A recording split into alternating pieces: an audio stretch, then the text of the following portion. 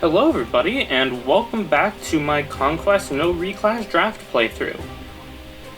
This time we're here on Chapter 12, which is important for one reason and one reason only in the context of this run, and that's because it's Peri's joined chapter. Peri... Listen, I'm not going to sugarcoat things. Peri sucks. These base stats are pretty mediocre, and in a no reclass setting, she's stuck in either Paladin or Great Knight, which are not fantastic classes to stay in Conquest. On top of that, while her personal ability, Bloodthirst, sounds really nice, it doesn't stack with rallies and counts as a rally itself, meaning that in the late game, once you get access to rallies, strength, skill, and speed, she effectively doesn't have a personal. So, why did I draft Peri? Well, it was mostly for fun, since she's not a unit I use very often, and I knew that she wasn't going to get picked because most people are aware that she's pretty bad. But also, it was because I wanted to see how many levels I can get Peri in her join chapter. Because she joins fairly underleveled at level 10, when most of my team now is level 13 or 14. Now, the amount of kills that Peri can get on this map, first of all, we're not feeding every kill to Peri, because this isn't going to become a Peri solo run or anything. We're just going to be feeding the majority of the kills to Peri. Including the boss kill on Ryoma. But I thought, first going into this, maybe I can get Peri to level 14, maybe 15 if I really try? No, I was way off. We are getting Peri to level 17 on this map. In order to do that, we're having Hitaka carry a few things for her. A javelin, a forged bronze lance, and a speed tonic. On top of that, Laszlo is here, and although I didn't draft him, we are allowed to use him, since according to the rules of this particular draft, all units are free to use in any way on their joined chapter, regardless of whether you drafted them or not. So we'll be able to make good use of fancy footwork.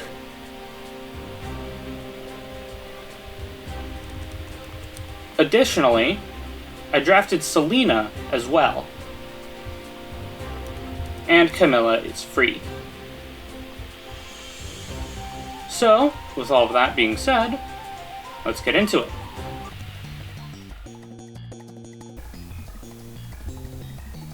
So, we start by having Hitaka trade over Peri, what is rightfully hers. And, Peri doesn't really have much time, much spare time to chug tonics and stuff, aside from this very first turn. And then everyone else is gonna sort of bunch up around this pot, because it gives plus 4 defense to everyone within 2 spaces of it when it breaks. We're going to give that bonus to everyone except for Hitaka, Corrin, and Camilla. And the one-hit KO threshold with the Javelin on this map is pretty high, but thankfully dual strikes exist. Specifically Camilla dual strikes, which are going to help Peri quite a bit for her first handful of kills here. It's totally fine if Camilla misses that samurai there. It's kind of expected, actually. Because we have Azura, we can get about 2 player phase kills out of Peri each turn, and potentially more on enemy phases. So we can rack up Peri kills pretty easily, and Bloodthirst also helps with that.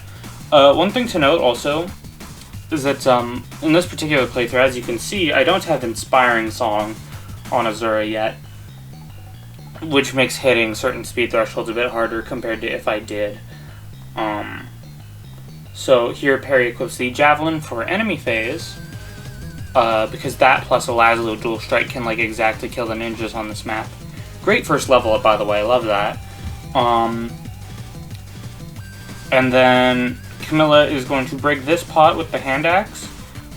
Now, she has too much defense, even without the pot boost, for the enemies to target her, except for Kagero and Saizo. And Hitaka does not rally defense there for Peri, because if she did, the ninjas would ignore her too, and we don't want that. As you can see, Peri plus Lazo, dual strike exactly kills. And Camilla sets up a nice Peri kill there. Odin is just kind of doing his thing over on the right, just kind of getting rid of this guy. And then, believe it or not, Saizo and Kagero are actually some of the least, like, annoying enemies to kill on this map. Like, Kagero is Vantage here, so Peri's gonna get hit, but then, you know. Now what's interesting here is that, as you notice, she has not gained strength on either of her levels, which does change this strategy ever so slightly because of Saizo. As you can see, with Camilla's dual strike, she is one off of killing because she did not get a point of strength. Meaning she has to rely on the stronger but less accurate steel lance.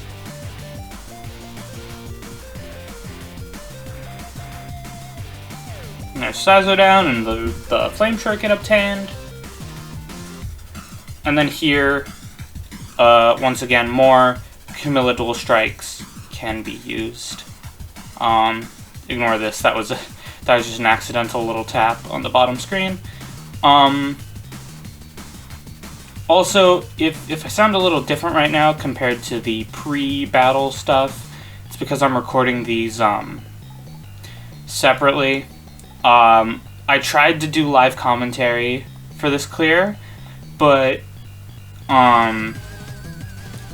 little things here and there ended up going wrong for various reasons, and so this right here, what you're hearing right now, is post-commentary. So that enemy phase that we just had can have a few different results depending on who Peri chooses to use for her dual strikes, Camilla or Azura. Since she chose Azura, she has to spend her first player phase action killing that guy. But that's actually fine, because now Camilla can equip, well, she can equip the skill issue first and foremost for accurate dual strikes against this ninja. And then we can have Hitaka trade her over on the dual club so she'll be more accurate against the samurai. And while he's at it, he may as well rally defense for the two as well.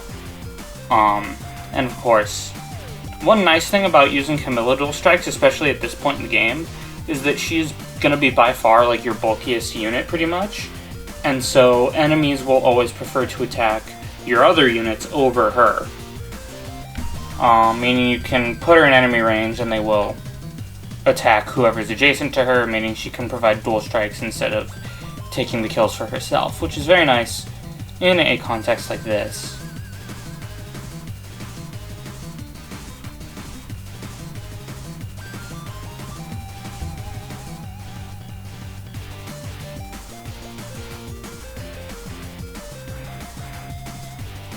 There's 11 kills, and already Peri's gained 14 levels.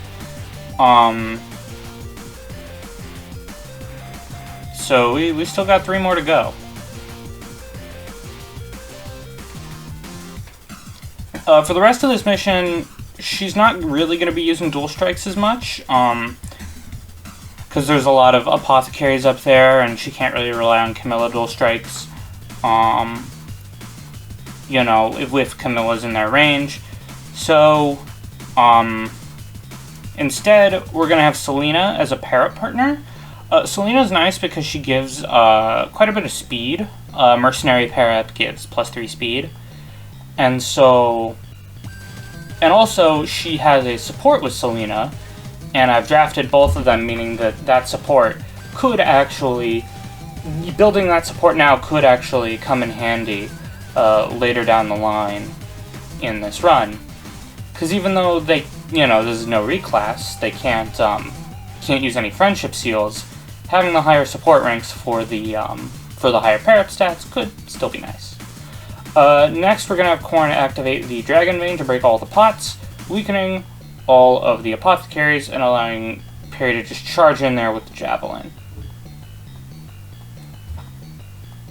Crucially, we leave Felicia out of silence range this turn because she needs to be unsilenced so that she can heal Peri on the next turn.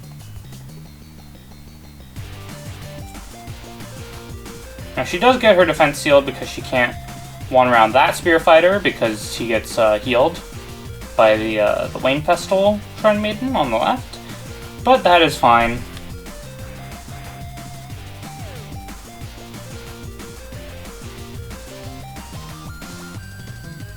And the reinforcements arrive, which we will deal with later. And one of the really unfortunate parts of this strategy is that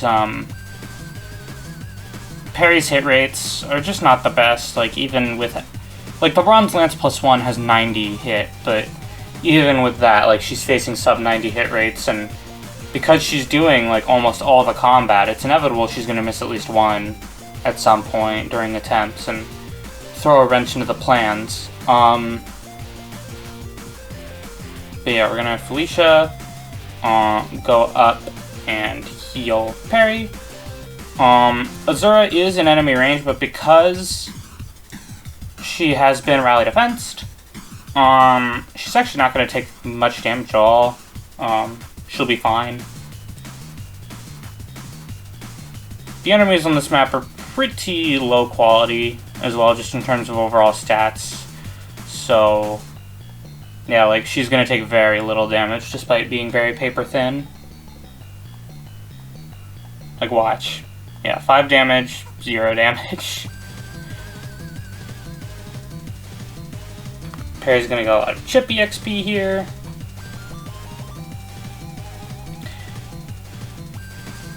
Now, an interesting thing to note with these enemies, with this particular group, is that the Spear Fighters are level 11, whereas the Ninjas are level 12, so ideally we want to be feeding Peri ninja kills here, because they are going to grant a bit more EXP.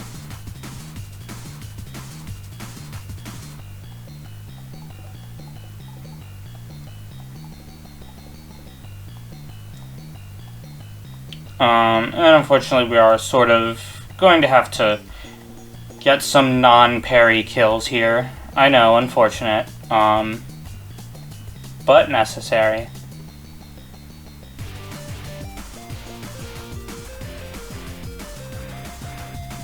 Besides, it is nice to build support points and, experience points and weapon experience for the other units as well.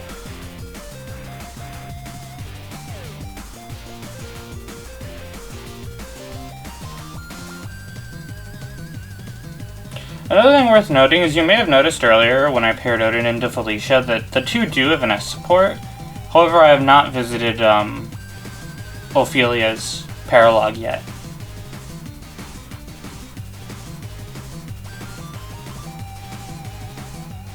So the only maps I've done between this video and the Chapter 10 video were, well, it was actually just one. It was just Chapter 11, that's it. And that was all. So, we're at the point now where Peri still has a little more than a level to gain. And as you can see here, she's not getting very much experience at all anymore. Ryoma is going to give a good chunk, a little more than half a level. Around 50 to 60 experience or so, somewhere in between there. But we are going to need to still feed quite a few to her if we want her to reach level 17 by the end of things.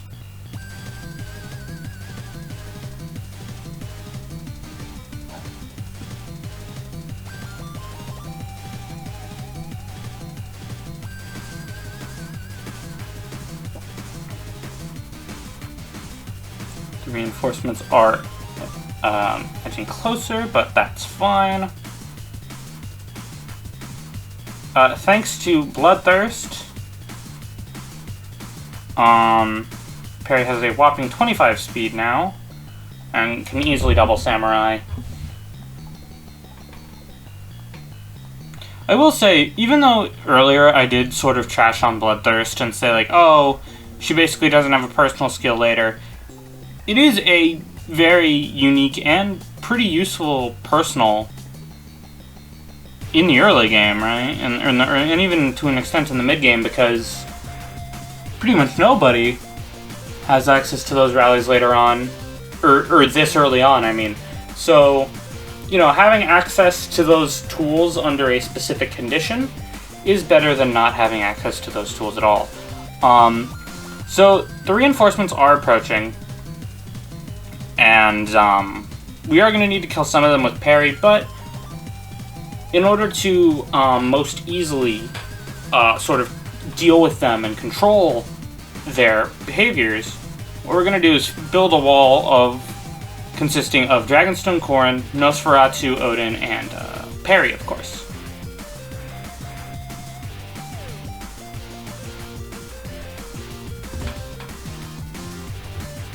This will allow Peri to get some more Chippy XP, and also just to make sure, you know, that some of our frailer units, or units who are weaker to bows, such as Zur or Camilla, do not get hurt.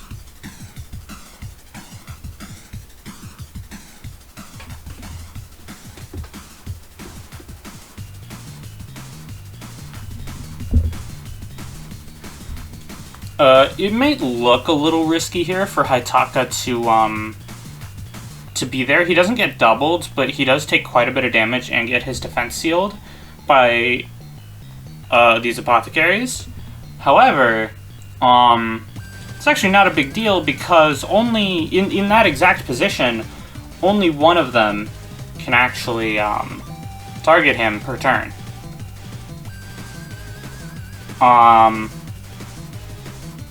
Also, Niles did get entrapped, but he is totally fine. Those samurai are pretty weak.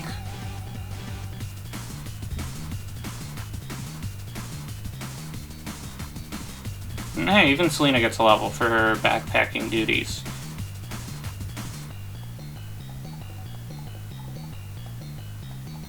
Now Peri just needs one, maybe two more generic enemy kills before she can go up to fight Ryoma.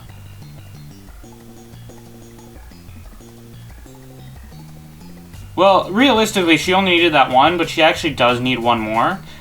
For the simple fact that in order for the Ryoma kill to happen, she does need Bloodthirst active. Here we are going to temporarily break the little wall formation just to heal Peri, but thankfully, thanks to Azura, we can patch the wall right back up again.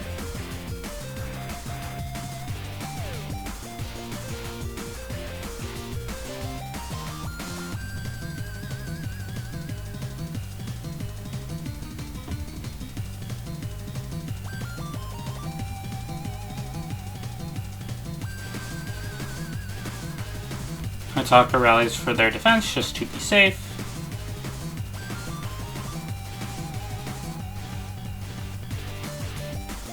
Odin just doing Odin things.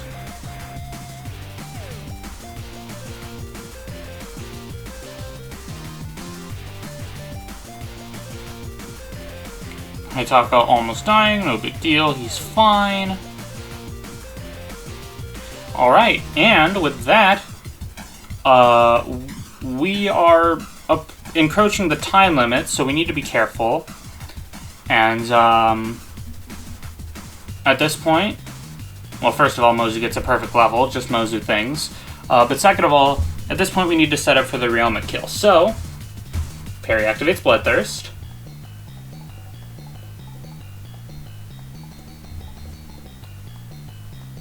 Felicia uses the Enfeeble Staff from Chapter 11 to enfeeble Ryoma. Odin stands next to him to apply Heartseeker. Camilla gets in range for Rose's Thorns. And between all that, plus Selena pair up, plus fancy footwork, boom, just like that, Peri can one-round Ryoma with a guaranteed chance of success. And because she's using a bronze weapon, Ryoma does not have a crit chance against her. And boom! 27 kills. And Peri is level 17. I do want to stress a couple things here before we end off.